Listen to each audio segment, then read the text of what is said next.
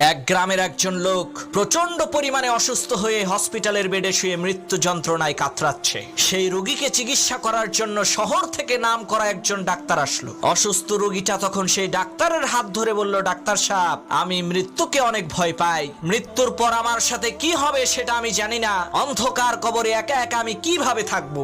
রোগীর এই কথা শুনে ডাক্তার সাহেব তখন হসপিটালের কেবিনের দরজাটা খুলে দিলেন। সাথে সাথে ডাক্তার সাহেবের বিদেশি পোষা কুকুরটি লাফ দিয়ে সেই কেবিনের মধ্যে ঢুকে লেজ খাড়া করে নাচতে আরম্ভ করলো। তখন ডাক্তার সাহেব সেই রোগীকে বলল, ভাই দেখেছেন, আমার এই পোষা কুকুর এই রুমটি এর আগে কখনোই দেখে নাই। সে জানতো না এই রুমের মধ্যে কি আছে।